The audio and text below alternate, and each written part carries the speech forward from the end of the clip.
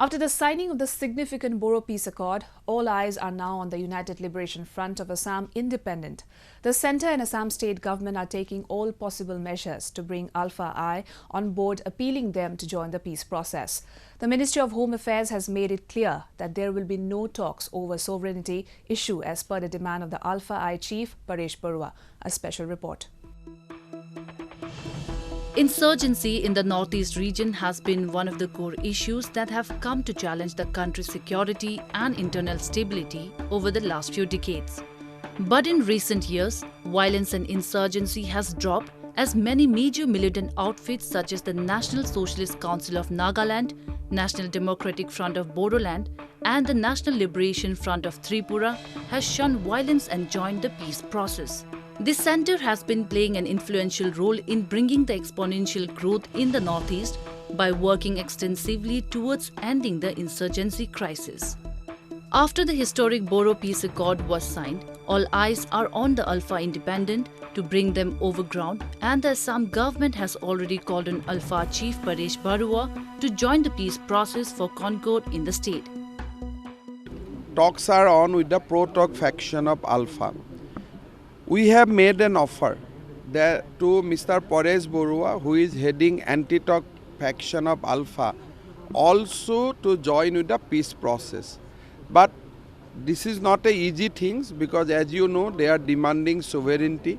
So this will be a complex process, but nevertheless, we are hopeful. As you know, that Naga peace accord has almost finalized. Assam has seen peace, and Mizoram and Tripura also, we have resolved all outstanding social and militant problem related to militancy.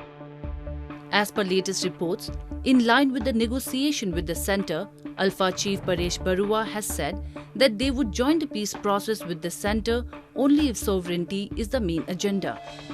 Clarifying on this, Joint Secretary in the Ministry of Home Affairs Northeast Satyendra Garg said that there will be no talks over sovereignty issue with any militant group, and if any insurgent group wants to talk with the government, then they will have to abide by the Indian Constitution. He also reiterated that the centre is working at different levels to restore normalcy and peace in the region.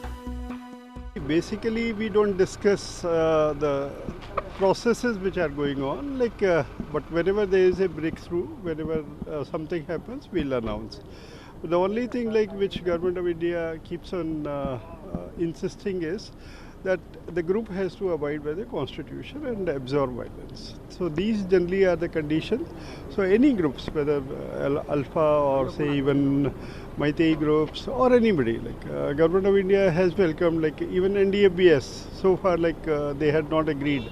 But in the last, you have seen the developments where they agree to abide by Constitution. So we have talked to them, and now today, you have seen the outcome of it.